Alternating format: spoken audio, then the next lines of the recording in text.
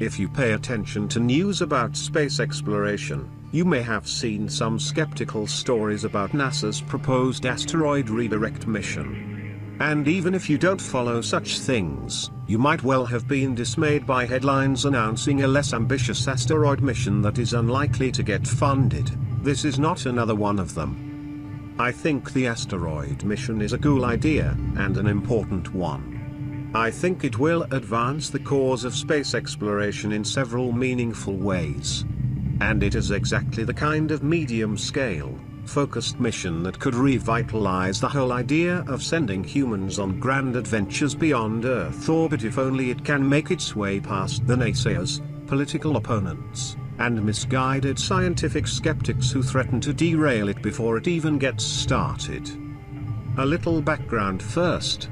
The asteroid redirect mission, everyone calls it ARM, because NASA loves to reduce everything to an acronym, grew out of a 2011 study by the Keck Institute for Space Science. The concept was both clever and expedient. NASA is developing a huge rocket, called the Space Launch System, SLS, designed to carry humans on new deep space voyages, but so far it has nowhere to go. It is a rocket without a destination. In theory, SLS is supposed to take humans to Mars, but the government has provided no funding for the necessary technical infrastructure, much less for the actual cost of such a lengthy, dangerous, and complicated mission. The Obama administration suggested a human voyage to an asteroid as an intermediate step, but even that would be an expensive, multi-month voyage, one that is, again, notably lacking any financial support. Where, then, to go? The asteroid redirect mission answers that question in a novel way. Instead of taking humans to an asteroid, it would do most of the work robotically, and at much lower cost, by bringing the asteroid most of the way to us. In the original plan, ARM would send a collector spacecraft to a small asteroid, no more than 5 meters, 15 feet, wide, and tow it to a local orbit around the Moon. Then the SLS rocket would ferry a crew to the asteroid, where they would analyze it, collect samples, and bring them back to Earth. NASA's revised concept, announced earlier this week, still follows the same outline, but with one notable difference. Instead of grabbing and towing a tiny, solitary asteroid, the ARM spacecraft will now cozy up to a much larger object, pluck a large boulder off its surface, and bring that back to lunar orbit. The rest of the plan would unfold as before. The scientific return would probably be much the same as well. Many small asteroids are probably broken off bits of larger ones, so a surface boulder on a larger asteroid might turn out to be pretty much the same type of object as the original target. There are a bunch of reasons to like the asteroid redirect mission. Number 1, it will advance our understanding of the solar system. Asteroids are time capsules that record a highly revealing early stage in the formation of the planets. Unmanned space probes have examined a number of asteroids up close, but the only sample return mission, Japan's Hayabusa, largely failed to deliver. Japan is trying again with Hayabusa 2, and NASA is preparing its own asteroid sampler, called OSIRIS-REx. But ARM would collect a sample on a vastly larger scale than has ever been attempted before. Just getting to know the target asteroid, potentially a carbon-rich, 400-meter wide object called 2008 F5, will be a great learning experience. And if the boulder proves geologically and chemically interesting, we can return to it again and again. Number 2, it will advance space propulsion. This may be the most undernoticed benefit of the ARM proposal.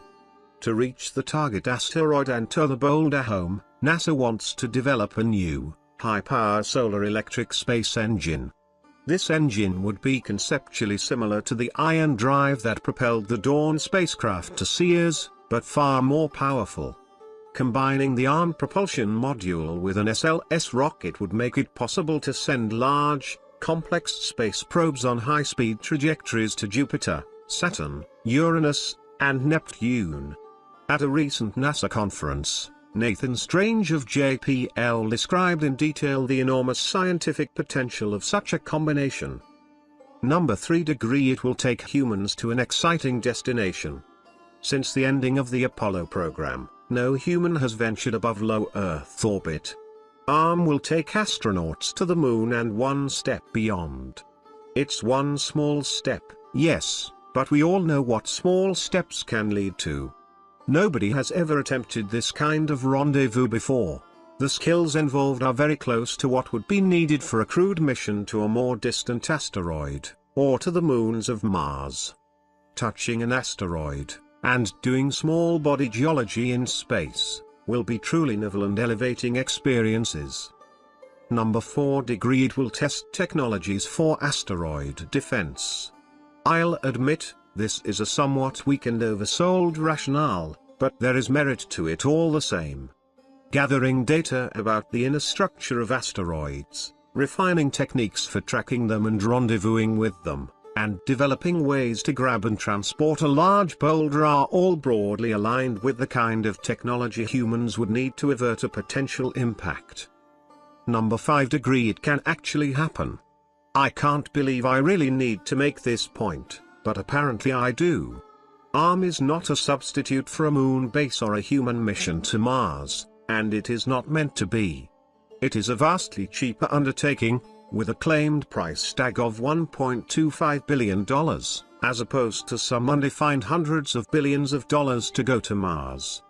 ARM could really happen within a decade. The current plan calls for a December 2020 launch for the asteroid grabber and a 2025 target for the astronaut visit. Once humans are on an outward course again, I suspect it will be much easier to build public support for incrementally more ambitious missions. The choice isn't between an asteroid or Mars, the choice is between an asteroid and nothing at all. Now I'd like to take a quick look at some of the key objections I've heard about the asteroid mission. Number 6 degree, it will cost more than NASA says. That's possible. When you include the cost of the SLS rocket, in fact, it's a near certainty, especially considering that space shuttle flights were costing nearly $1 billion a flight toward the end. Some critics put the likely price tag of ARM at something more like $2.5 billion, or twice NASA's lowball figure. But this is a matter of hammering out a realistic budget, which was a focal point of the original Keck Institute study, and imposing tight controls on the project. Honestly, $2.5 billion is not an unreasonable price tag for a major crewed mission. That is still less than 1% the cost of going to Mars. Number 7 degree, an asteroid isn't really a stepping stone to Mars. There is a strange circularity to this argument. If we don't make plans to go beyond an asteroid, we won't have plans to go beyond an asteroid. True, yet meaningless.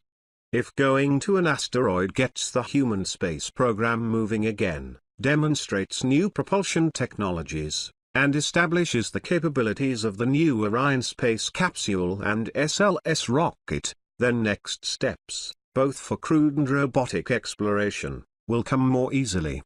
That includes Mars, a moon base, or whatever destination the next administration chooses. Number 8 degree, there is no real constituency for an asteroid mission. Now we are getting to the dark realpolitik thinking that is working against the mission. The planetary science community doesn't like ARM because it is an exploration-driven mission that did not go through the kind of review process that guides science missions.